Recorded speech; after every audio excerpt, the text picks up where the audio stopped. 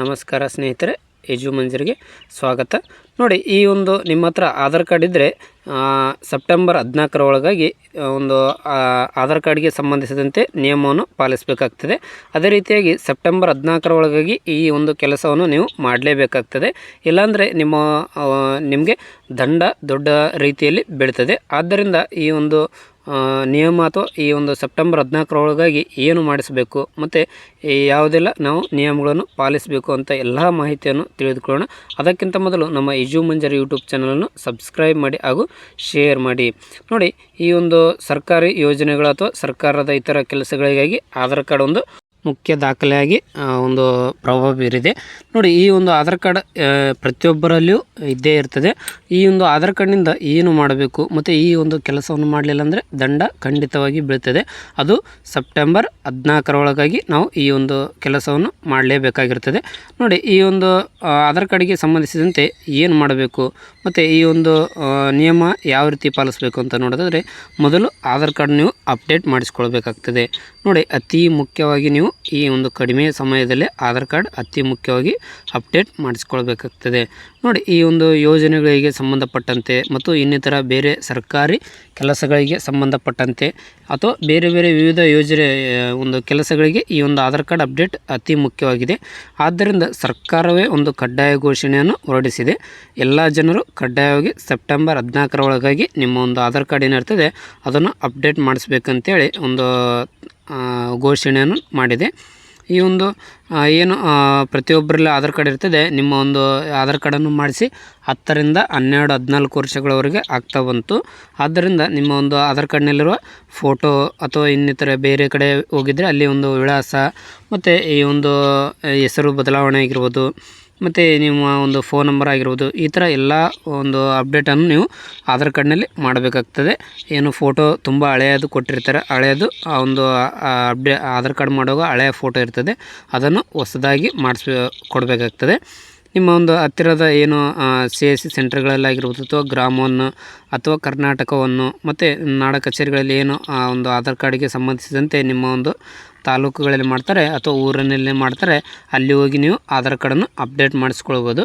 ಇಲ್ಲಾಂದರೆ ನಿಮ್ಮ ಮೊಬೈಲ್ ಮುಖಾಂತರವೇ ಮಾಡ್ಬೋದು. ಅದನ್ನು ಯಾವ ರೀತಿ ಅಂತ ಎಲ್ಲ ಮಾಹಿತಿಯನ್ನು ನೋಡೋಣ. ನೋಡಿ, ಈ ಒಂದು ಗೃಹಲಕ್ಷ್ಮಿ ಯೋಜನೆಗೆ ಸಂಬಂಧಪಟ್ಟಿದ್ದಾಗಿರ್ಬೋದು ಅಥವಾ ಅನ್ನಭಾಗ್ಯ ಯೋಜನೆಗೆ ಸಂಬಂಧಪಟ್ಟಿದ್ದಾಗಿರ್ಬೋದು, ಈ ಒಂದು ಜೂನ್ ಮತ್ತು ಜುಲೈ ತಿಂಗಳ ಹಣ ಬರಲಿಲ್ಲ. ಆ ಒಂದು ಹಣ ಪಡೆಯಬೇಕಂದ್ರೆ ಏನು ಮಾಡಬೇಕು ಮತ್ತು ಈ ಒಂದು ಇವಾಗಲೇ ಜೂನ್ ಮತ್ತು ಜುಲೈ ತಿಂಗಳ ಹಣ ಕೆಲವೊಂದು ಜಿಲ್ಲೆಗಳಿಗೆ ಹಾಕಿದ್ದಾರೆ. ಅದು ಯಾವ ಜಿಲ್ಲೆ ಅಂತ ಇಂದಿನ ಒಂದು ವಿಡಿಯೋದಲ್ಲಿ ತಿಳಿಸಿದ್ದೇನೆ. ಮತ್ತು ಈ ಒಂದು ಹಣ ಬರಲಿಲ್ಲಪ್ಪ ಅಂದರೆ ಏನು ಮಾಡಬೇಕು ಮತ್ತು ಯಾವ ರೀತಿ ನಾವು ಹಣ ಬರಬೇಕಂದ್ರೆ ನಿಯಮಗಳನ್ನು ಪಾಲಿಸಬೇಕಂತೇಳಿ ಅದನ್ನು ಸಹ ಎಲ್ಲ ಮಾಹಿತಿಯನ್ನು ಇಂದಿನ ವಿಡಿಯೋದಲ್ಲಿ ತಿಳಿಸಿದ್ದೇನೆ. ಅದನ್ನು ನೀವು ವೀಕ್ಷಿಸಬಹುದು. ಇದೇ ರೀತಿ ಹೆಚ್ಚಿನ ಒಂದು ಯೋಜನೆಗಳ ಮಾಹಿತಿ ಪಡೆಯಲು ನಮ್ಮ ಎಜು ಮಂಜರಿ ಯೂಟ್ಯೂಬ್ ಚಾನಲ್ನ ಸಬ್ಸ್ಕ್ರೈಬ್ ಮಾಡಿ. ನೋಡಿ, ಈ ಆಧಾರ್ ಕಾರ್ಡ್ ಏನಿದೆ ನೀವು ಅಪ್ಡೇಟ್ ಮಾಡಿಲ್ಲ ಅಂದರೆ ನಿಮ್ಮ ಒಂದು ಅಪ್ಡೇಟ್ ಮಾಡಿಸ್ಬೇಕಾಗ್ತದೆ. ಫೋಟೋ ಅಪ್ಡೇಟ್ ಆಗಿರ್ಬೋದು ಅಥವಾ ನಿಮ್ಮ ಒಂದು ಬಯೋಮೆಟ್ರಿಕ್ ಅಪ್ಡೇಟ್ ಆಗಿರ್ಬೋದು, ಇನ್ನಿತರ ಎಲ್ಲ ಹಳೆಯ ಒಂದು ಅಡ್ರೆಸ್ ಏನಿರ್ತದೆ ಅದನ್ನೆಲ್ಲ ತೆಗೆಸಿ ನಿಮ್ಮ ಒಂದು ಹೊಸ ಅಡ್ರೆಸ್ಸನ್ನು ಆ್ಯಡ್ ಮಾಡಬೇಕಾಗ್ತದೆ. ಇದರ ಜೊತೆಗೆ ನಿಮ್ಮ ಒಂದು ಡಾಕ್ಯುಮೆಂಟ್ ಏನಿರ್ತದೆ ಎಲ್ಲ ಒಂದು ಡಾಕ್ಯುಮೆಂಟನ್ನು ನೀವು ಕಡ್ಡಾಯವಾಗಿ ನಿಮ್ಮ ಒಂದು ಏನು ಸರ್ಕಾರದ ಕೇಂದ್ರಗಳಿರ್ತದೆ ಅಲ್ಲಿ ನೀವು ತೊಗೊಂಡೋಗಿ ಅಪ್ಡೇಟ್ ಮಾಡಿಸ್ಬೇಕಾಗ್ತದೆ. ಇಲ್ಲಾಂದರೆ ನಿಮ್ಮ ಫೋನ್ ಮುಖಾಂತರ ಮಾಡಬೇಕು.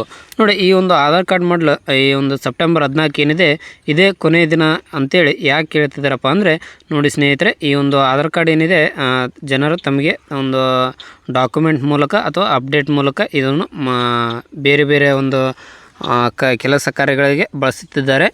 ಈ ಒಂದು ಜೂನ್ 14 ಕೊನೆಯ ದಿನಾಂಕವಾಗಿ ನಿಗದಿ ಮಾಡಲಾಗಿತ್ತು. ಸರ್ಕಾರ ಜೂನ್ 14ಕ್ಕೆ ಲಾಸ್ಟು ಈ ಒಂದು ಆಧಾರ್ ಕಾರ್ಡ್ ಅಪ್ಡೇಟ್ ಮಾಡುವುದು ಅಂತೇಳಿ ಒಂದು ಘೋಷಣೆಯನ್ನು ನೀಡಿತ್ತು.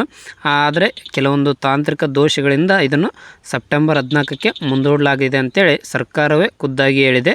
ಆದ್ದರಿಂದ ನಿಮ್ಮ ಒಂದು ಏನು ಆಧಾರ್ ಕಾರ್ಡ್ ಇದೆ ಸೆಪ್ಟೆಂಬರ್ 14ರ ಒಳಗಾಗಿ ನೀವು ನಿಮ್ಮ ಒಂದು ಆಧಾರ್ ಕಾರ್ಡನ್ನು ಉಚಿತವಾಗಿ ನಿಮ್ಮ ಮೊಬೈಲ್ ಮುಖಾಂತರ ಅಥವಾ ಬೇರೆ ಏನು ಕೇಂದ್ರಗಳಿರ್ತವೆ ಅಲ್ಲಿ ನೀವು ಅಪ್ಡೇಟ್ ಮಾಡಿಕೊಳ್ಬೋದು. ನಿಮ್ಮ ಒಂದು ಆಧಾರ್ ಕಾರ್ಡ್ ಏನಿದೆ ನಿಮ್ಮ ಒಂದು ಫೋಟೋ ಆಗಿರ್ಬೋದು, ಈ ಥರ ಎಲ್ಲ ಏನು ಬಯೋಮೆಟ್ರಿಕ್ ಆಗಿರ್ಬೋದು, ಈ ಥರ ಎಲ್ಲ ನಿಮ್ಮ ಮೊಬೈಲ್ ನಂಬರ್ ಆಗಿರ್ಬೋದು, ಇದನ್ನೆಲ್ಲ ನೀವು ಸರಿಯಾಗಿ ನೋಡಿಕೊಂಡು ಅಪ್ಡೇಟ್ ಮಾಡಿಸ್ಕೊಳ್ಬೇಕಾಗ್ತದೆ. ಹಾಗಾದರೆ ಈ ಒಂದು ಅಪ್ಡೇಟ್ ಮಾಡಿಕೊಳ್ಳೋದು ಯಾವ ರೀತಿ ಮತ್ತು ಯಾವ ಒಂದು ವೆಬ್ಸೈಟ್ಗೆ ಹೋಗಬೇಕು ಮತ್ತು ನೀವು ಎಲ್ಲಿ ಹೋಗಬೇಕಪ್ಪ ಅಂತ ನೋಡೋದಾದರೆ, ನಿಮ್ಮ ಒಂದು CSC ಸೆಂಟರ್, ಹತ್ತಿರದ CSC ಸೆಂಟರ್ ಅಥವಾ ಗ್ರಾಮವನ್ನು ಆಗಿರ್ಬೋದು ಅಥವಾ ಕರ್ನಾಟಕವನ್ನು ಏನಿದೆ ಅಲ್ಲಿ, ಅಥವಾ ನಿಮ್ಮ ಒಂದು ಆಧಾರ್ ಕಾರ್ಡ್ಗೆ ಸಂಬಂಧಿಸಿದ ಕೇಂದ್ರಗಳೇನಿರ್ತವೆ ಅಲ್ಲಿಯೂ ಸಹ ಹೋಗ್ಬೋದು. ಇಲ್ಲಾಂದರೆ ನಿಮ್ಮ ಮೊಬೈಲ್ ಮುಖಾಂತರ ಯಾವ ರೀತಿ ಅಪ್ಡೇಟ್ ಮಾಡ್ಕೊಳ್ಬೋದಪ್ಪ ಅಂದರೆ, ಒಂದು UIDAI ಅಂತ ವೆಬ್ಸೈಟ್ ಏನಿದೆ ಆಧಾರ್ ಕಾರ್ಡ್ಗೆ ಸಂಬಂಧಪಟ್ಟಿದ್ದು, ಆ ಒಂದು ಅದು ಬೇಕಾದರೆ ಕೆಳಗಡೆ ಒಂದು ಡಿಸ್ಕ್ರಿಪ್ಷನಲ್ಲಿ ಲಿಂಕ್ ಕೊಟ್ಟಿರ್ತೇನೆ, ಅದರ ಮುಖಾಂತರ ನೀವು ಹೋಗ್ಬೋದು.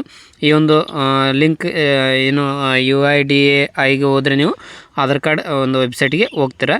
ಇಲ್ಲಿ ಏನು ನಿಮ್ಮ ಒಂದು ಆಧಾರ್ ಕಾರ್ಡ್ಗೆ ನಂಬರ್ ವೆಬ್ಸೈಟ್ ಕಾಣ್ತದೆ, ಅಲ್ಲಿ ನಿಮ್ಮ ಒಂದು ಮೊಬೈಲ್ ನಂಬರನ್ನು ಎಂಟರ್ ಮಾಡಿ ನಿಮ್ಮ ಒಂದು ಅಲ್ಲಿ ಕ್ಯಾಪ್ಚಾ ಕೋಡ್ ಏನಾದರೂ ಇದ್ದರೆ ಅದನ್ನು ಸಹ ವೆಬ್ಸೈಟ್ನ ಒಂದು ಬಾಕ್ಸ್ನಲ್ಲಿ ಹಾಕಿ ಲಾಗಿನ್ ಆಗಬೇಕಾಗ್ತದೆ. ನಿಮ್ಮ ಒಂದು ಆಧಾರ್ ಕಾರ್ಡ್ ಅಥವಾ ನಿಮ್ಮ ಒಂದು ಏನು ಆಧಾರ್ ಕಾರ್ಡ್ ಅಕೌಂಟಿಗೆ ಹೋಗ್ತದೆ, ಅಲ್ಲಿ ನಿಮ್ಮ ಒಂದು ಆಧಾರ್ ಕಾರ್ಡ್ ಅಪ್ಡೇಟನ್ನು ಕ್ಲಿಕ್ ಮಾಡಬೇಕಾಗ್ತದೆ. ನಂತರ ನಿಮ್ಮ ಒಂದು ಡಾಕ್ಯುಮೆಂಟ್ ಅಪ್ಲೋಡ್ ಮಾಡಿರುವುದು, ಅಪ್ಡೇಟ್ ಮಾಡೋದಾಗಿರ್ಬೋದು ಅಥವಾ ಇನ್ನಿತರ ಎಲ್ಲ ನೀವು ಏನು ಕಾಣ್ತದೆ ಅದನ್ನೆಲ್ಲ ಮಾಡಬೇಕಾಗ್ತದೆ. ಮತ್ತು ನಿಮ್ಮ ಒಂದು ಅಪ್ಡೇಟ್ ಮಾಡಲು ನಿಮ್ಮ ಒಂದು ವೋಟರ್ ID ಆಗಿರ್ಬೋದು ಅಥವಾ ಪ್ಯಾನ್ ಕಾರ್ಡ್ ಆಗಿರ್ಬೋದು, ಜಾತಿ ಪ್ರಮಾಣ ಪತ್ರ ಆಗಿರ್ಬೋದು, ಇನ್ಕಮ್ ಕ್ಯಾಸ್ಟ್ ಅದೇನಿರ್ತದೆ ಅದು ಆಗಿರ್ಬೋದು, ಅಥವಾ ಬ್ಯಾಂಕ್ ಪಾಸ್ಬುಕ್, ಈ ಥರ ಯಾವುದಾದ್ರೂ ಒಂದು ದಾಖಲೆಗಳನ್ನು ನೀವು ಒಂದು ಆಧಾರ್ ಕಾರ್ಡಿಗೆ ಅಪ್ಡೇಟ್ ಮಾಡಲು ಇದನ್ನು ಅಪ್ಲೋಡ್ ಮಾಡಬೇಕಾಗ್ತದೆ. ಅದೇ ರೀತಿಯಾಗಿ ನಿಮ್ಮ ಒಂದು ಏನು ಆಧಾರ್ ಕಾರ್ಡ್ ಅಪ್ಡೇಟ್ ಮಾಡಿದ ನಂತರ ನಿಮಗೆ ಒಂದು ಮೆಸೇಜ್ ಬರ್ತದೆ. ಆ ಮೆಸೇಜ್ ಬಂದರೆ ನಿಮ್ಮ ಒಂದು ಆಧಾರ್ ಕಾರ್ಡ್ ಅಪ್ಡೇಟ್ ಆಗಿದೆ ಅಂತೇಳಿ ಮತ್ತೊಂದು 7 ದಿವಸ ಅಥವಾ ಕೆಲವೇ ದಿವಸಗಳಲ್ಲಿ ನೀವು ಅದನ್ನು ಚೆಕ್ ಮಾಡ್ಕೊಳ್ಬೋದು, ಯಾವ ರೀತಿ ಅಪ್ಡೇಟ್ ಆಗಿದೆ ಮತ್ತು ಇನ್ನೂ ಆಗಿಲ್ಲವ ಅಂತೇಳಿ ಸ್ಪಷ್ಟ ಮಾಹಿತಿಯನ್ನು ನೀವು ನೋಡ್ಬೋದು. ನೋಡಿ, ಈ ಒಂದು ಎಲ್ಲ ಮಾಹಿತಿಯನ್ನು ನಾವು ಸರ್ಕಾರದ ಕಚೇರಿಗಳ ಮೂಲಕವೇ ಸ್ಪಷ್ಟ ಮಾಹಿತಿಯನ್ನು ತಿಳಿಸುತ್ತಿದ್ದೇವೆ. ಆದ್ದರಿಂದ ನಮ್ಮ ಎಜು ಮಂಜರಿ ಯೂಟ್ಯೂಬ್ ಚಾನಲನ್ನು ಸಬ್ಸ್ಕ್ರೈಬ್ ಮಾಡಿ ಹಾಗೂ ಶೇರ್ ಮಾಡಿ. ಈ ವಿಡಿಯೋ ನಿಮಗೆ ಇಷ್ಟವಾಗಿದ್ದರೆ ದಯವಿಟ್ಟು ಲೈಕ್ ಮಾಡಿ.